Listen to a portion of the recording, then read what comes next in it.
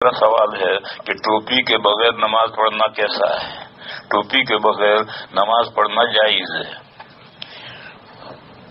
صرف ننگا پا ہے ناف کے نیچے سے گھٹنے کے نیچے تک، ناف داخل نہیں ہے، ناف تو باہر ہے، ناف کے نیچے سے لے کر گھٹنے کے نیچے تک یہ ننگا پا ہے، اتنا بدن مرد کو چھپانا ضروری ہے۔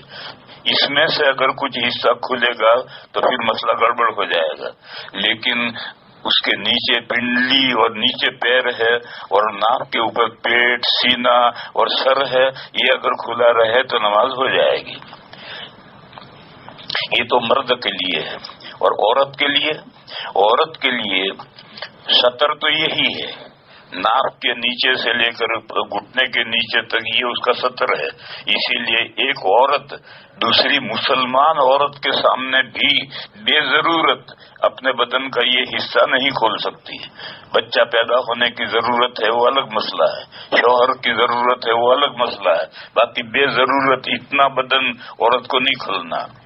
پھر عورت کے لیے حجاب پردہ ہے، مرد کے لیے حجاب نہیں ہے، اس لیے کہ مرد کو باہر صبح سے شام تک کام کرنا ہے، اگر حجاب ہوگا تو حجاب کے ساتھ وہ کیسے کام کرے گا؟ اس لیے مرد کے لیے تو حجاب نہیں، بس سطر ہی ہے، اور نماز میں وہی سطر چھپا کر نماز پڑھنی ہے۔ اور عورت کو نماز پڑھنے کے لیے حجاب بھی ہے۔ عورت کے حجاب 3 ہیں۔ ایک حجاب ہے محارم کا، یعنی وہ مرد جن سے ہمیشہ کے لیے نکاح حرام ہے، جیسے باپ ہے، بیٹا ہے، بھائی ہے، ایک تو ان کا حجاب ہے۔ اس حجاب میں جو سطر ہے وہ تو حجاب میں ہے ہی، اس کے علاوہ عورت کا پیٹ اور پیٹ کے مقابل جو پیٹھ ہے یہ حجاب میں ہے۔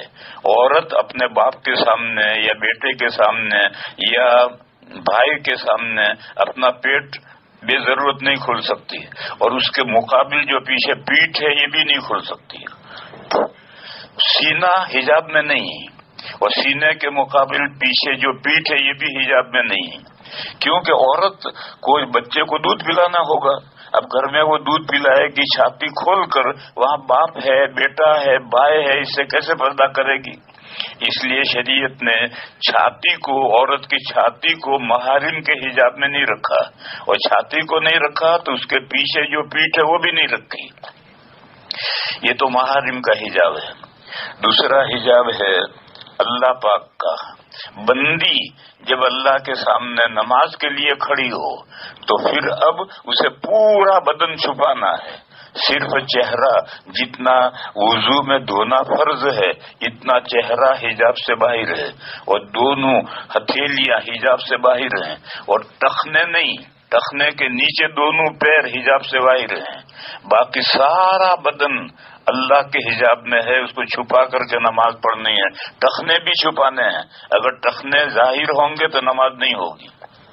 اسی طرح سے کان بھی چھپانے ہیں، کیونکہ کان چہرے میں نہیں ہے، کان تو سر میں ہے، جیسے جتنا چہرہ دھونا ہے اتنا چہرہ کھلا رہ سکتا ہے نماز میں، اور دونوں ہتھیلیاں کھلی رہ سکتی ہیں، اور ٹخنے کے نیچے دونوں پیر کھلے رہ سکتے ہیں، یہ اللہ کے حجاب میں نہیں ہے۔ اور باقی پورا بدن اللہ کے حجاب میں ہے، بندی کو سارا بدن چھپا کر نماز پڑھنی۔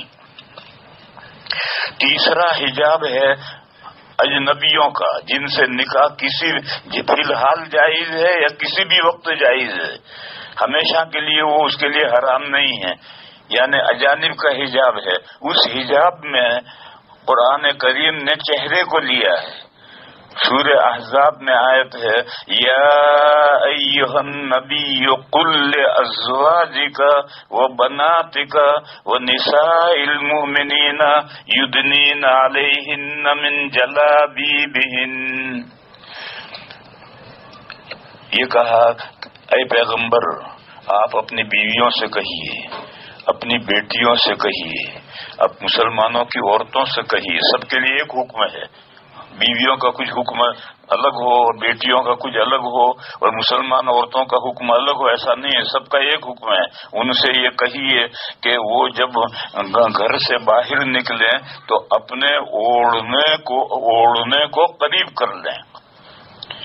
اب تو عورتیں بہت سی عورتیں تو اوڑھنی اوڑھتی نہیں ہیں، اور بعد جو اوڑھتی ہیں وہ اتنی پتلی اوڑھتی ہیں کہ کچھ وہ نہ جیسی ہے. لیکن پرانے زمانے میں اوڑھنے ہوتے تھے، حضور کے زمانے میں بھی اوڑھنے ہوتے تھے. آپ حضرات نے بھی دیکھا ہوگا کہ آج بھی دیہاتوں میں ہندو عورتیں اوڑھنے اوڑھتی ہیں.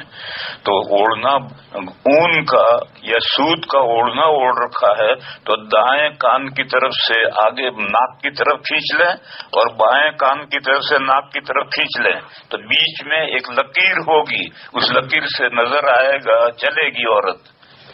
یہ ہے یدنین علیہن من جلابیبہن، اپنے اوڑھنوں میں سے وہ اپنے قریب کر لیں، یعنی ناک کے قریب کھینچ لیں. کوئی برقعے کی ضرورت نہیں تھی. یہ آیت نازل ہوئی، مسلمان عورتوں کو سنائی اور انہوں نے فوراً جو اوڑھنے اوڑھ رکھے تھے وہ چہرہ کھلا تھا تو دونوں ناک کے اوپر کھینچ کر کے قریب کر لیے اور بیچ میں ایک لکیر ہے. آج کل عورتیں طرح طرح کے بہترین برقعے اوڑھتی ہیں، لیکن وہ برقعے خود دوسرے برقعے کے محتاج ہیں، اور پھر ڈاٹا باندھتی ہیں اور ساری آنکھیں تو کھلی رکھتی ہیں. آنکھیں جب کھلی رکھی تو پر حجاب کہاں ہوا؟ دیکھو جتنے محاسن ہیں، خوبیاں ہیں، وہ سب چہرے میں جمع ہیں. اور لڑتی آنکھیں ہیں، کان نہیں لڑتے، ناک نہیں لڑتی، ہونٹ نہیں لڑتے، آنکھیں ہی لڑتی ہیں. تو وہ آنکھیں تو سب کھلی رکھتی ہیں، تو حجاب کہاں ہوا؟ تو قرآن کریم میں عورتوں کے حجاب کی جو آیت ہے سورہ احزاب میں وہ آیت ہے کہ اپنے اوڑھنوں کو اپنے اوپر قریب کر لیں، یعنی دائیں طرف سے پلہ ناک پر لے آئیں، بائیں طرف سے بھی ناک پر لے آئیں تو دونوں آنکھیں چھپ گئی اور بیچ میں ایک لکیر ہوگی، اس لکیر میں سے نظر آئے گا اور وہ چلیں گی. تو میں کہہ ہی رہا تھا کہ یہ عورت کے لیے حجاب ہے. اللہ کے گھر سے باہر نکلنے کی عورت کو اجازت ہے، ضرورت کے لیے نکلے، مٹر گشتی کے لیے نہیں، ضرورت کے لیے باہر نکلے. اور جب نکلے تو اس طرح سے اوڑھنے کو اپنے چہرے پر قریب کر کے پھر چہرے کا سارا بدن چھپا کر نکلے. اس آیت کریمہ میں دونوں ہتھیلیوں کو نہیں لیا ہے اور دونوں پیروں کو بھی نہیں لیا ہے کہ چہرہ تو چھپا کر نکلے عورت، لیکن ہتھیلیاں اور پیر اس کا تذکرہ آیت میں نہیں ہے. اس لیے علماء یہ کہتے ہیں کہ بہتر تو یہ ہے کہ عورت گھر سے باہر نکلے تو ہاتھوں میں دستانے پہن کر نکلے، پیروں میں موزے پہن کر نکلے. لیکن اگر پیر میں موزے نہ پہنے اور ہاتھوں میں دستانے نہ پہنے تو کوئی بات نہیں، چہرہ کھلا رکھ کر نہیں نکل سکتی، چہرہ چھپا کر کے اس کو نکلنا ہے. تو میں مسئلہ یہ بتا رہا تھا کہ مرد کے لیے ستر ہے، وہ ستر چھپا کر نماز پڑھنا ہے، باقی حجاب ہے ہی نہیں. لہذا بنیان کے بغیر بھی نماز پڑھ سکتا ہے، کرتے کے بغیر بھی نماز پڑھ سکتا ہے، ٹوپی کے بغیر بھی نماز پڑھ سکتا ہے، پگڑی کے بغیر بھی نماز پڑھ سکتا ہے، نماز ہو جائے گی. پھر دوسرا مسئلہ یہ ہے کہ نماز کیسے لباس میں پہننی چاہیے. تو اس کے لیے سورہ اعراف میں آیت گزری ہے، یا بنی آدم خذوا زینتکم عند کل مسجد وکلوا واشربوا ولا تسرفوا انہ لا یحب المسرفین. اے آدم کے لڑکوں، اس میں مرد بھی آگے عورتیں بھی آئے، آدم کے لڑکوں میں عورتیں بھی لڑکے. جب تم نماز پڑھو تو بیوٹی خوبصورتی لے لو، خذوا زینتکم عند کل مسجد، ہر نماز میں، چاہے فرض ہو نفل ہو کوئی بھی نماز ہو، جب تم نماز پڑھو گھر میں پڑھو مسجد میں پڑھو تو بیوٹی لے کر پڑھو. ایک حکم ہے. دوسرا حکم یہ دیا کہ کھاؤ پیو مگر حد سے مت نکلو کھانے پینے میں، اللہ تعالیٰ حد سے نکلنے والوں کو پسند نہیں کرتے. یہ دوسرا مضمون ہے، وہ کسی اور موقع پر بیان کروں گا. یہاں تو یہ پہلا مضمون ہے کہ اے آدم کے لڑکوں، ہر مسجد کے پاس، یعنی مسجد میں پہنچنے سے پہلے سے بیوٹی لے کر خوبصورت بن کر کے جاؤ. اب میرے بھائی اور بہنوں، اب سوچو لباس دو ہیں، ایک اسلامی لباس ہے، ایک فیشن کا لباس ہے۔ اسلامی لباس اسلام میں جو اسلامی لباس ہے یہی بیوٹی ہے، یہی خوبصورتی ہے، اور یہ فیشن والا لباس ہے، نیچے پتلون پہن رکھی ہے، اوپر بنیان پہن رکھا ہے، ٹی شرٹ پہن رکھا ہے، سر پہ بال ہیں، بال میں کنگا کر رکھا ہے، اور لاٹ صاحب سے ملنے کے لیے، وزیر اعظم سے ملنے کے جا رہے ہیں، یہ تو فیشن والا لباس ہے۔